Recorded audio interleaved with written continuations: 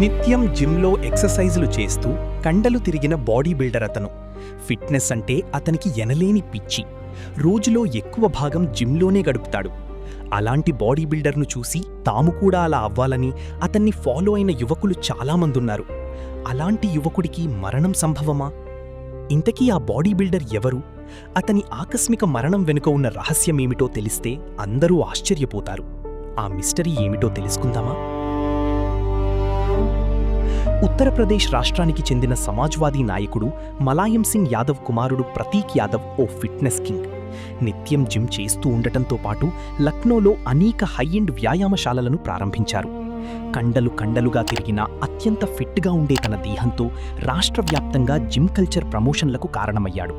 అయితే అలాంటి super body builder Prateek Yadav ఇటీవల ఆకస్మికంగా మృతి చెందడం చాలామందికి విషాదంతో పాటు ఆశ్చర్యంలో ముంచెత్తింది. మరణించే నాటికి అతడి వయస్సు కేవలం 38 సంవత్సరాలు మాత్రమే.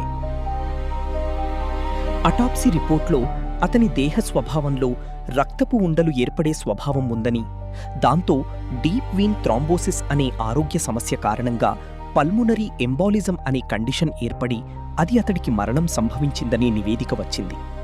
దేహంలోని రక్తనాళాలలో ప్రధానంగా చెడు రక్తాన్ని తీసుకెళ్లే సిరల్లో రక్తం గడ్డకట్టడాన్ని డీప్ వీన్ థ్రాంబోసిస్గా చెబుతారు.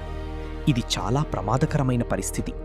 దేహంలోని రక్తనాళాల అన్నింటిలోనూ ఇది కనిపించే అవకాశం ఉన్నప్పటికీ ఖాళీ సిరల్లో ఇది ఎక్కువగా కనిపిస్తుంది.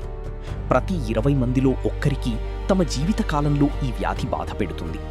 రక్తనాళంలో ఏర్పడ్డ గడ్డ అంటే రక్తపు ఉండ కొన్నిసార్లు అలా రక్త ప్రవాహంలో కొట్టుకుపోతూ పంపింగ్ కోసం గుండెలోని భాగానికి చేరుతుంది. అక్కడి నుంచి ఆక్సిజన్ను నింపుకోవడానికి పల్మునరీ ఆర్టరీ ద్వారా ఊపిరితిత్తులకు రక్తం వెళ్లాల్సి ఉంటుంది.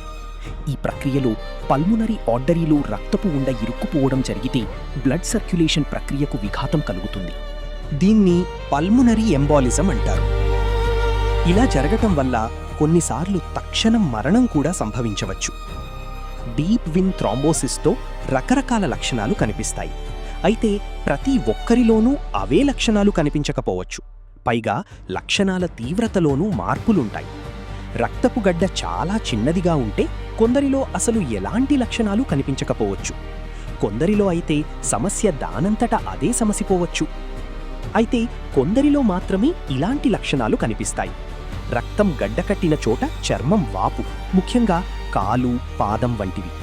చర్మం ఎర్రబారడం, అక్కడ వేడిగా ఉన్నట్లు అనిపించడం, ఒక్కోసారి చర్మంలోని రక్తనాళాలు కనిపించడం. డీవీటీ కాళ్లలో ఏర్పడినప్పుడు కాలు బలహీనంగా ఉన్నట్లు అనిపించడం, రక్తనాళాలు గట్టిబారటం. ఆరోగ్యకరమైన జీవనశైలిని పాటించడం ద్వారా వీటిని నిరోధించుకోవచ్చు.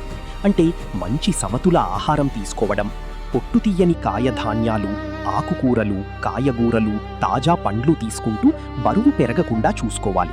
క్రమం తప్పకుండా వ్యాయామం చేయాలి.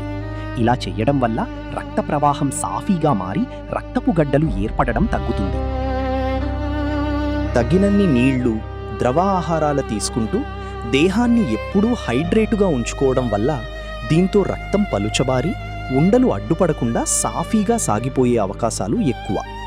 ఒకే చోట కుదురుగా కూర్చుని ఉండకుండా చురుగ్గా కదులుతుండటం చెయ్యాలి. ఇలా కదులుతున్నప్పుడు కొంచెం సేపు నడక, స్ట్రెచ్చింగ్ వంటివి చెయ్యాలి.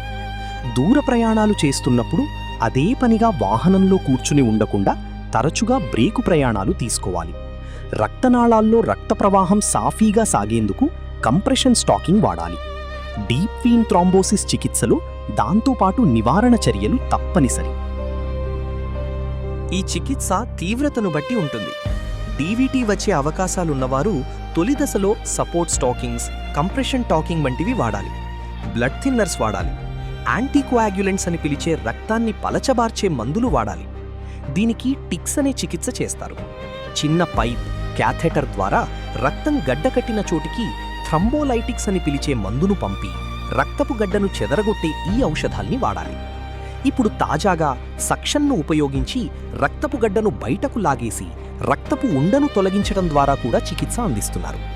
ఈ డీవీటీ ముప్పు ఉన్నప్పుడు రక్తపు ఉండలు ఏర్పడే స్వభావం ఉన్నవారు నిరంతరం డాక్టర్ పర్యవేక్షణలో ఉంటూ వైద్యులు చెప్పిన విధంగా ఫాలోఅప్లో ఉండటం చాలా అవసరం.